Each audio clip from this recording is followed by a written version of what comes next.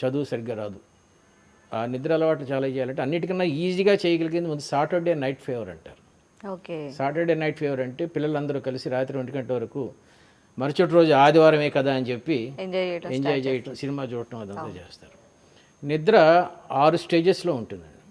First పక్క మీద పడుకుంటాడు. మంచి యూత్లో ఉన్న కుర్రోడు అయితే కత్రినా కైఫ్, ఐశ్వర్య ఆలోచిస్తూ పడుకొని దొరుకుతూ ఉంటాడు. ఇది ఫస్ట్ స్టేజ్.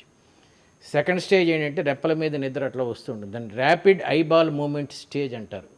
కొద్దిగా నిద్రలోకి ఎంటరింగ్ ఇంటూ స్లీప్. థర్డ్ది డీప్ స్లీప్, ఇది ముఖ్యం చాలా డీప్. నాలుగోది అవేకనింగ్ ఫ్రమ్ స్లీప్, కొంచెం బయటకు రావడం.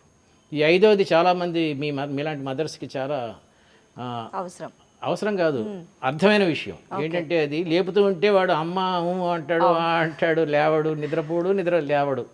దీన్ని డ్రౌజీ స్టేజ్ అంటారు. ఈ ఆహార అలవాట్లు ఎక్కువ కొద్దీ డ్రౌజీ స్టేజ్ ఎక్కువ. ఇప్పుడు మన ఇద్దరం షూటింగ్ వచ్చామంటే పొద్దున 5 o'clock లేచి తయారై వచ్చాం కదా, ఇది ఉండదు వాళ్ళకి.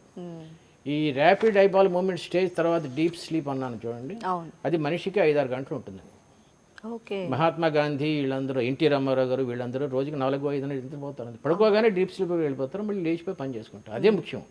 ఆ ముందుది వెనకాలది ఎంజాయింగ్ ది స్లీప్, నిద్రని ఎంజాయ్ చేయటం, అది కూడా మంచిదే మనలాంటి వాళ్ళకి, మీలాంటి వాళ్ళకి అది కూడా ఉండాలి. కానీ సాటర్డే నైట్ ఫీవర్లో ఏమవుతుందంటే, సాటర్డే నైట్ 1 గంటకి పడుకున్న కుర్రోడు పొద్దున్న 9 లేస్తాడు. ఆదివారం కదా నెక్స్ట్ డే, తల్లి కూడా ఊరుకుంటుంది. కానీ ఆదివారం రాత్రి తొందరగా నిద్రపిచ్చేస్తుంది, ఎందుకంటే సోమవారం పొద్దున బస్సు వచ్చేస్తుంది. కానీ నిద్రపోవడం వేరు, పడుకోవటం వేరు అండి. వాడు పక్క మీద ఉంటాడు కానీ పొద్దున్న 9 వరకు పడుకున్నాడు కదా, ఇంకేం నిద్రపోతాడు. పడుకునే stage rapid eyeball movement stage వెళ్ళేసరికి 11:30-12 అవుతుంది. డీప్ స్లీప్ వెళ్ళేసరికి 1 గంట అయిపోతుంది. మళ్ళీ పొద్దున 4 o'clock లేపేస్తుంది తల్లి. కాబట్టి ఒక 4 hours నిద్ర మిగిలిపోతుంది వాడి.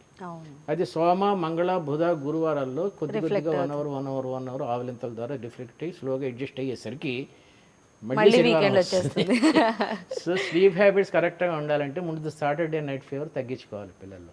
ఒకటే టైంకి పడుకోవడం అనేది చాలా అద్భుతమైన వరం అండి. సో వింటున్నాం కదండి, పిల్లలు ఎందుకు బద్ధకంగా మారుతారు అనేటువంటి విషయాల గురించి, మరి వీటి నుంచి బయటికి రావడం ఎలా అనేటువంటి విషయాలు గురూజీ మాటల్లో తెలుసుకుందాం. మరి